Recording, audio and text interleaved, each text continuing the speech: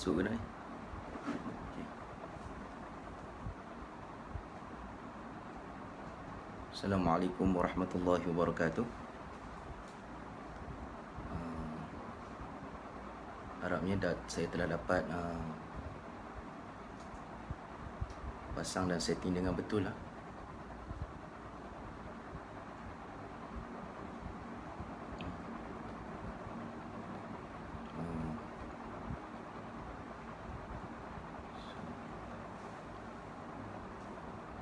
Boleh ada sesiapa yang komen. Suara jelas boleh didengari.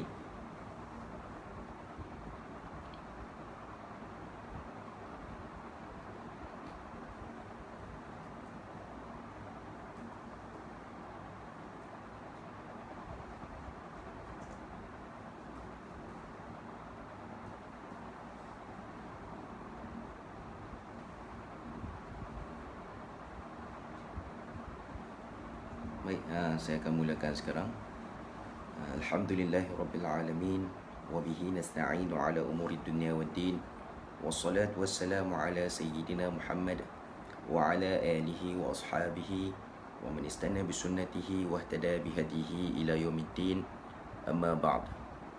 Tuan-tuan dan puan-puan yang dirahmati Allah Subhanahu wa taala, sama-samalah kita bersyukur kepada Allah atas kesempatan yang diberikan kepada kita untuk sekali lagi bertemu dalam sesi tazkirah ringkas bulan Ramadan, dan juga diberikan peluang kepada kita untuk melalui Ramadan al-Mubarak ini dalam keadaan kita dapat melakukan ketaatan kepada Allah dan juga mempertingkatkan kefahaman dan ilmu kita dalam melakukan ketaatan. Tuan-tuan dan puan-puan yang saya kasih sekalian, pada sesi yang lalu kita telah membincangkan puasa dan juga darjat ketakwaan. Dan ketika itu saya masih lagi baru mencuba untuk melakukan Facebook Live untuk memancarkan siaran tazkirah ini menerusi Facebook, dan ada beberapa kesilapan yang berlaku dalam sesi tersebut, yang mana sesi tersebut telah terputus di pertengahan sidang, pertengahan sesi, dan maklumat yang dan tazkirah yang telah saya sampaikan itu sebahagian besarnya telah hilang dan tidak dirakamkan oleh Facebook. Jadi ada yang sempat mendengar ataupun yang sempat dirakam hanyalah bahagian pertama yang saya ceritakan dalam bahagian tersebut berkenaan dengan insan-insan atau individu-individu, tokoh-tokoh yang direkodkan dalam sejarah bahawasanya apabila mereka ini diberitahu kepada mereka ataupun dikatakan kepada mereka bahawasanya kiamat akan berlaku esok, ataupun malaikat maut sedang datang untuk mengambil nyawa mereka, ataupun dikatakan bahawasanya mereka akan mati pada hari ini atau esok, dalam buku-buku biografi dan sejarah yang merakamkan kehidupan insan-insan ini menyatakan bahawasanya mereka tidak akan mampu lagi menambah apa-apa amalan yang lain. Sudah terlalu banyak dan padat jadual kehidupan mereka dengan amalan-amalan.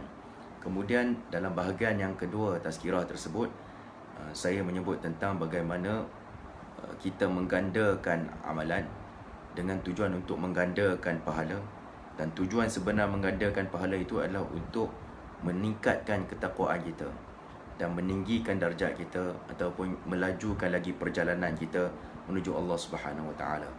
Jadi saya sebut bahawasanya pahala itu bukan sekadar kita mengharapkan seperti sebuah pelaburan yang kita beroleh semula keuntungan dalam bentuk harta ataupun pulangan jumlah, tetapi pahala itu dilihat sebagai sesuatu yang mengangkat kita lebih tinggi dan melajukan perjalanan kita menuju Allah Subhanahu Wa Taala. Jadi di pertengahan sesi tersebut telah talian telah terputus. Jadi mungkin sebahagian daripada sidang pendengar tidak dapat melihat perkaitan di antara bahagian pertama dengan bahagian yang kedua. Jadi saya ambil kesempatan sesi kali ini untuk mengulang sedikit berkenaan hal tersebut, iaitu apakah kaitan di antara bahagian pertama tazkirah tersebut dengan bahagian kedua. Yang saya katakan bahagian pertama itu hasil daripada renungan peribadi saya berfikir bahawasanya apakah kelebihan Ramadan, apakah istimewanya Ramadan bagi individu-individu yang sudah sebegitu kehidupan mereka. Kalau mereka sudah biasa bersolat malam, kalau mereka sudah biasa berpuasa, mereka sudah biasa bersedekah, maka kalau kita bertanya apakah istimewanya Ramadan berbanding dengan apa yang telah mereka selalu lakukan, sudah tentulah dari sudut bentuknya mereka mengulang perkara yang sama, berpuasa dan berpuasa juga, bersedekah dan bersedekah juga, bersolat malam juga. Jadi dari segi bentuknya ia adalah perkara yang kelihatan hampir sama. Jadi apakah yang menjadikan Ramadan itu istimewa? Ialah bagaimana darjat ketakwaan itu terbuka luas dalam bulan Ramadan. Jadi apabila datangnya Ramadan, pintu syurga terbuka luas dan pahala digandakan sebanyak-banyaknya.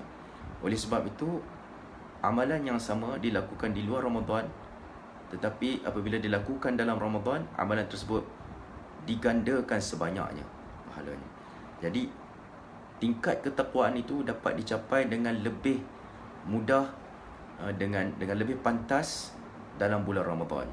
Walaupun kita melakukan puasa yang sama di luar Ramadan, puasa juga, dalam Ramadan puasa juga, tapi puasa dalam Ramadan telah diikatkan dengan darjat ketakwaan. Puasa Ramadan itu meningkatkan lebih tinggi, qiyam Ramadan itu meningkatkan kita lebih tinggi, dan juga menjadikan perjalanan kita lebih pantas menuju Allah SWT. Itu yang kita namakan sebagai taqarrub, mendekatkan diri. Jadi kalau kita fikirkan secara fizikal, apa yang kita boleh dekatkan, fizikal kita memang berada pada satu tempat yang sama. Tapi taqarrub itu bukanlah taqarrub dari segi pergerakan fizikal, tetapi pergerakan darjat kita. Kita semakin hampir kepada Allah Subhanahu Wa Taala. Jadi ini juga selaras dengan makna perkataan puasa itu sendiri dalam bahasa Arab. Dalam bahasa Arab, perkataan puasa itu ialah saum.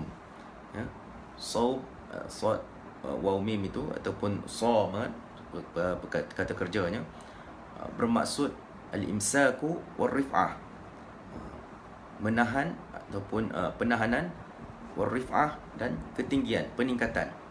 Jadi makna perkataan secara bahasanya, makna perkataan saum itu sendiri menunjukkan dua konsep utama, iaitu konsep menahan diri, dan yang kedua, penahanan itu menyebabkan berlakunya peningkatan.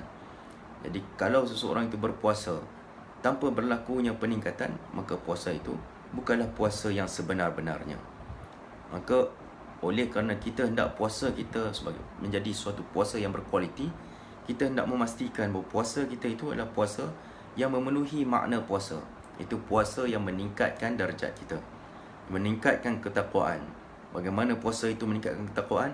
Sebab itu kita selalu diberitahu, disampaikan tazkirah kepada kita tentang perkara-perkara yang perlu kita pelihara ketika berpuasa. Bukan hanya perkara-perkara yang melibatkan perkara-perkara yang membatalkan puasa, tetapi hal-hal yang melibatkan adab-adab seorang Muslim dan perkara-perkara yang menyebabkan puasa itu bermanfaat dan tidak terbatal ataupun menjadi sia-sia. Sebagai contohnya, berkata kata-kata yang keji, ini akan menjadikan puasa sia-sia. Maknanya tidak memelihara lidah, tidak memelihara pertuturan, maknanya tidak memelihara perasaan hati, tidak memelihara jiwa, keharmonian jiwa, kesucian jiwa, maka puasa itu tidak memberikan apa-apa manfaat. Seperti yang kita sedia maklum tentang sebuah hadis yang selalu dipetik, iaitu siapa yang tidak meninggalkan kata-kata dusta dan persaksian dusta, maka Allah tidak berhajat kepada lapar dan dahaga hamba tersebut. Lapar dan dahaga itu bentuk luaran, tapi lapar dan dahaga itu mestilah mengajar kita, mendidik kita bagaimana menahan diri daripada kepuasan emosi yang salah. Kepuasan emosi, mengata, memaki, berkata-kata keji, berdusta dan sebagainya, itu adalah perkara yang salah yang akan menjadikan puasa tersebut sia-sia. Jadi kita boleh lihat di sana bahawasanya puasa itu ada hikmahnya, ada pelajarannya, dan ada perjalanan kedua yang kita dapat lihat.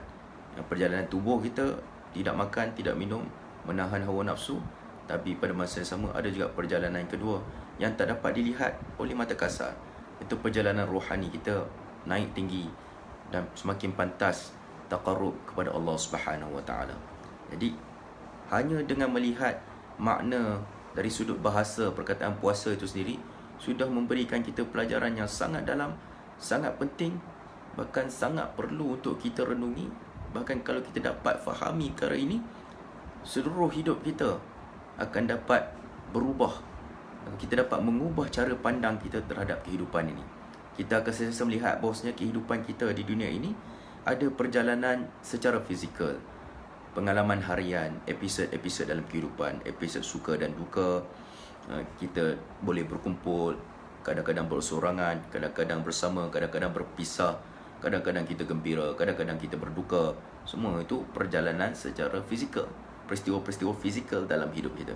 Tapi ada juga satu perjalanan yang lain yang tidak dapat dilihat oleh mata kasar, dan perjalanan itu adalah perjalanan hati kita, roh kita, yang bergerak daripada satu keadaan menuju satu keadaan yang lain, yang mana kita digalakkan untuk belajar bagaimana caranya untuk memandu perjalanan hati kita.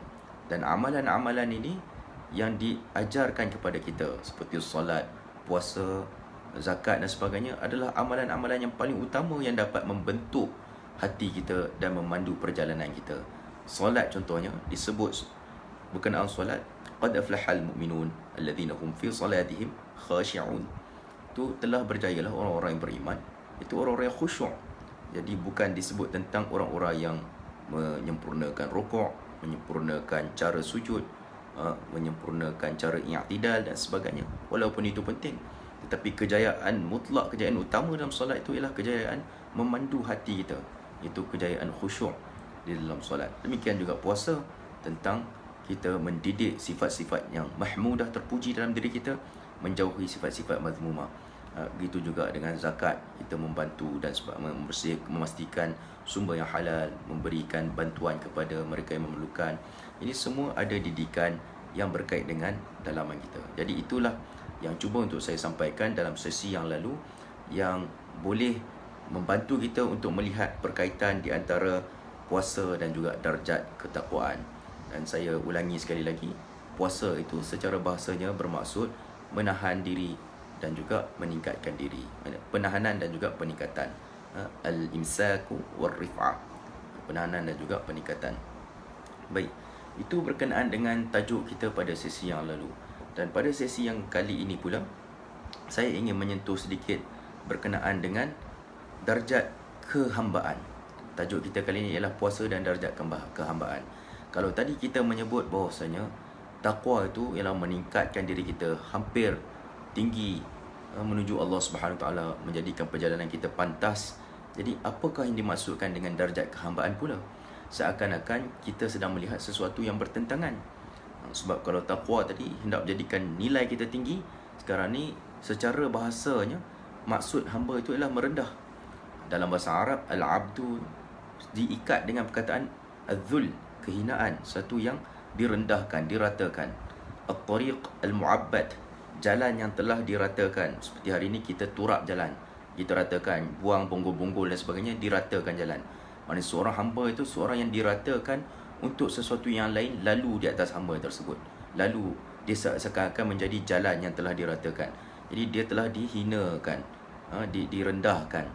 Jadi kalau kita lihat bagaimanakah perkaitan di antara perhambaan dengan ketakwaan, maka kita perlu rujuk ayat-ayat Al-Quran, rujuk hadis dan sebagainya. Kita dapati sifat merendahkan diri itu disebut dalam Al-Quran.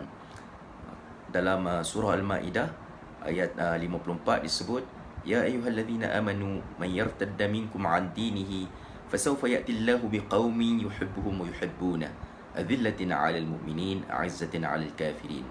Di sini satu perkataannya itu adzillatin 'alal mu'minin. Adzillah itu seperti yang saya sebut tadi, sama dengan perkataan adzul. Dia kata terbitan dari situ juga. Adzul iaitu kehinaan atau kerendahan. Jadi adzillatin 'alal mu'minin itu mereka merendahkan diri sesama para mukmin. Jadi di sini disebut sifat merendahkan diri itu adalah salah satu sifat hamba yang bertakwa, hamba yang beriman kepada Allah Subhanahu Taala. Dalam hadis disebutkan dengan jelas, dalam hadis baginda Nabi SAW dan yang dirakamkan dalam Sahih Muslim, disebut secara ringkasnya, dimulakan dengan manaqasat sadaqah min mal.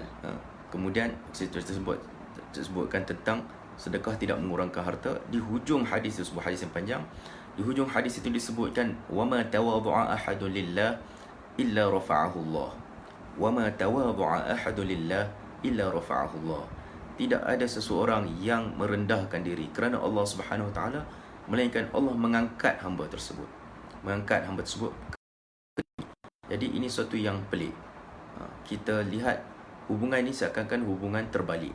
Apabila kita hendak naik tinggi di sisi Allah Subhanahu Wa Taala, kita mesti merendahkan diri di dunia ini. Semakin kita mampu dan berjaya merendahkan diri, semakin tinggi darjat kita di sisi Allah Subhanahu Wa Taala. Ini satu yang unik, satu yang ajaib tuan-tuan dan puan. Bukan senang untuk kita memahami perkara ini, tetapi kalau kita renung-renungkan dalam pelbagai perkara dalam Islam ni, pelbagai amalan dalam Islam, pelbagai pesanan dalam Islam ni, kita dapati banyak perkara datang secara terbalik. Kalau kita hendak kalau kita mengejar akhirat, dunia akan datang kepada kita. Ini terbalik. Setengah orang fikir nak dapatkan dunia, kena kejar dunia. Tetapi dalam Islam disebut, engkau mengejar akhirat, dunia itu sudah ditentukan untuk kau. Dunia datang mengejar itu. Jadi kita buat sesuatu yang terbalik. Itu juga kalau kita hendak mendapatkan keberkatan dalam harta, kita keluarkan harta tersebut, kita sedekahkan harta tersebut, maka kita dapat keberkatan dan bertambah dan cukup harta kita, dan semakin bagi sesetengah hamba semakin berkembang dan subur harta tersebut. Jadi memberi, tapi kita memberi, kita dapat apabila kita memberi. Demikian juga dalam hal ini, menjadi seorang hamba itu adalah dengan merendahkan diri, tetapi menjadi seorang hamba itu juga pada masa yang sama adalah meninggikan darjat di sisi Allah Subhanahu Wa Taala. Jadi seakan-akan nampak seperti dua sudut yang bertentangan, suatu ketakwaan yang mengangkat tinggi, satu kehambaan yang merendah, tetapi sebenarnya merendahkan diri itu pada hakikatnya mengangkat darjat tinggi di sisi Allah Subhanahu Wa Taala. Dan kita lihat tuan-tuan dan puan-puan, syurga itu pelbagai darjat, pelbagai tingkatan. Sudah tentu ada beza di antara satu darjat dengan satu darjat yang lain, yang saya selalu sebut dalam kuliah kita di Masjid Sayyidina Umar bin Khattab ini, kuliah Bustan Al-Arifin, setiap Isnin minggu kedua dan ketiga, saya selalu sebut tentang darjat-darjat ini yang telah diisyaratkan oleh Al-Imam An-Nawawi. Dan kita selalu dengar bahawasanya syurga ini pelbagai darjat, beratus dalam sebuah hadis. Jadi apakah beza di antara satu darjat dengan darjat yang lain? Adakah untuk naik kepada satu darjat hanya dengan kita menambahkan jumlah rakaat, ataupun dengan menambahkan jumlah hari berpuasa, ataupun dengan menambahkan jumlah sedekah? Adakah itu yang mengangkat darjat kita? Ataupun bagi sesetengah ahli ilmu, dengan menambahkan ilmu mengangkat darjat ke darjat yang lain? Sebab mereka membaca dalam Al-Quran, yarfa'illahu alladhina amanu minkum walladhina utul ilma darajat. Allah mengangkat darjat orang-orang yang berilmu dengan ke darjat-darjat yang tinggi. Jadi ada yang mengatakan kita mesti menambahkan ilmu supaya naik dari satu darjat ke darjat yang lain, ataupun ada cara-cara untuk meningkatkan darjat kita. Apakah yang membezakan seseorang dengan seseorang yang lain di akhirat kelak? Jadi sudah tentulah ada pelbagai cara yang disebutkan oleh para ulama yang kita tidak dapat ringkaskan di sini, tetapi secara umumnya kita boleh menyatakan ada 3 jalan untuk meningkatkan darjat di sisi Allah dan meningkatkan darjat kita di akhirat. Yang pertama ialah dengan melalui jalan amal. Jadi memperbanyakkan amalan. Memperbanyak amalan. Jadi semakin bertambah amalan, semakin bertambah pahala, semakin berganda-ganda pahala, maka di situ naik darjat. Sebab itu ada sebahagian ulama, apabila Ramadan, mereka tidak fikirkan tentang kefahaman Al-Quran itu yang menjadi lebih utama, tapi mereka fikirkan tentang paling banyak membaca Al-Quran itu. Sehingga ada yang mengkhatamkan dalam satu hari, boleh mengkhatamkan satu Al-Quran. Ada yang mengkhatamkan 2 kali dalam satu hari. Kerana yang dikejar di situ ialah jumlah, kuantiti huruf yang banyak yang meningkatkan pahala. Di luar Ramadan, mereka akan membaca untuk meningkatkan kefahaman, yang mana itu juga meningkatkan darjat. Jadi satu jalan memperbanyak amalan. Yang kedua, jalan memperbanyak ilmu, memperdalam ilmu, meninggikan ilmu, dan ini jalan yang lebih pantas daripada jalan beramal tadi.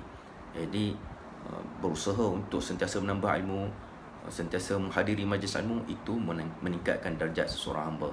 Bahkan seseorang yang melazimi majlis ilmu, kalau dalam kehidupan harian kadang-kadang dia terbuat keputusan yang salah, mungkin keputusan dia itu akan diberikan pahala seperti yang selalu kita dengar, kalau betul keputusan tersebut 2 pahala, kalau salah keputusan tersebut 1 pahala, dengan syarat dia melazimi majlis ilmu.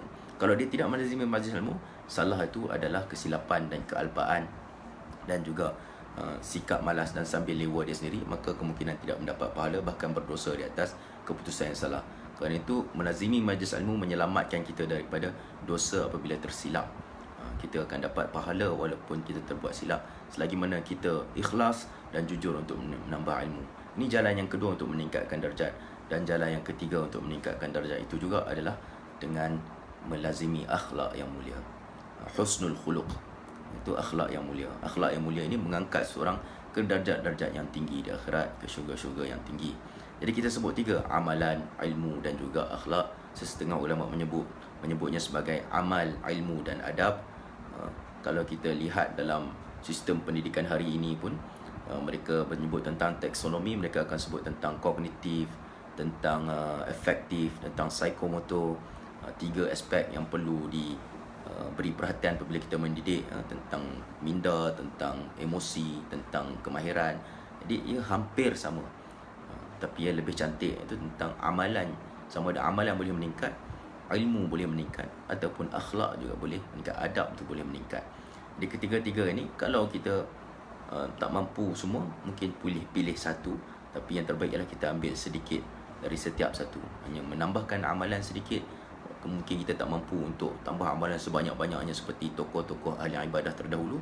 Kita tambah sedikit, dan kita ambil juga ilmu sedikit, sentiasa melazimi majlis ilmu, dan juga kita ambil juga adab, sentiasa berusaha untuk mempelajari adab yang lebih tinggi, bahkan mencantikkan lagi akhlak. Kalau ada orang tawaduk, kita berusaha untuk bagaimana menjadi lebih tawaduk daripada orang tersebut.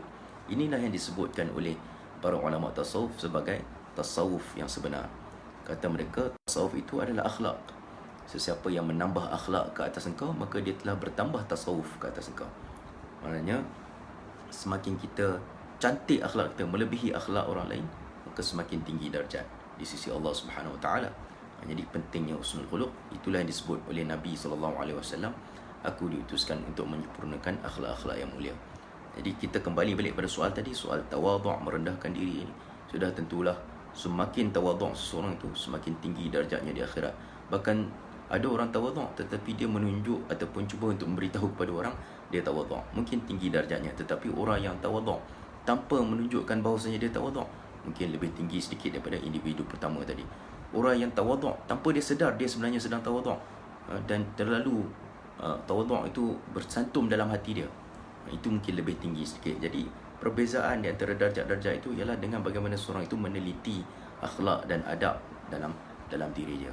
Di ketiga-tiga ini, sekiranya kita berjaya cantumkan dalam hati kita, bercantumkan dalam diri kita, amal, ilmu dan juga akhlak, maka kita akan insya-Allah dapat menyempurnakan maksud dan hakikat berpuasa yang sebenar, iaitu bertakwa pada Allah Subhanahu Wa Taala, dan kita mencapai pada satu masa yang sama kedua-dua darjat, iaitu darjat ketakwaan dan darjat kehambaan pada Allah Subhanahu Wa Taala. Jadi maafkan saya kerana kita bermula agak lewat sedikit tadi, jadi saya panjangkan sedikit daripada tempoh yang sepatutnya, iaitu 30 minit. Dan saya rasa inilah sesi yang kita akan bersama semasa Ramadan ini. Itu saya diminta untuk mengisi sesi ini sebanyak 2 kali, jadi inilah sesi yang kedua. Jadi kemungkinan selepas ini tidak ada lagi sesi, melainkan selepas Aidilfitri, sekiranya kerajaan membuka ruang untuk kita sama-sama dapat berkumpul di masjid, mengadakan sesi masjid, kita akan bertemu di masjid. Kalau tidak, mungkin sesi secara dalam talian ini akan berterusan. Apapun kita mohon pada Allah Subhanahu Wa Taala agar mengangkat bencana ini daripada umat Islam dan juga kemanusiaan seluruhnya, memelihara keselamatan dan keamanan kita semua, memelihara, melindungi kita daripada bahaya, wabak dan apa-apa perkara yang boleh mendatangkan penderitaan dalam kehidupan kita, mengangkat kita ke darjat-darjat yang tinggi, sentiasa mendidik kita dan mengampunkan kealpaan dan kesilapan kita. Mudah-mudahan pada hari-hari akhir Ramadan ini kita dapat memenuhi kesemua yang telah kita pelajari sepanjang bersama dalam sesi-sesi ini, terutamanya dengan qaryah kita di masjid kita. Kalau kita tak dapat ke masjid, kita dapat juga menyumbang kepada masjid dalam apa jua bentuk, sama ada bantuan dari segi kepakaran ataupun bantuan dari segi kewangan dan sebagainya untuk maslahah ahli qaryah dan jemaah kita. Dan mudah-mudahan puasa kita semua diterima, qiyam kita diterima. Mudah-mudahan kita dapat berjumpa lagi, dan saya ucapkan taqabbalallahu minna wa minkum salihal a'mal. InsyaAllah kita bertemu lagi. Assalamualaikum warahmatullahi wabarakatuh.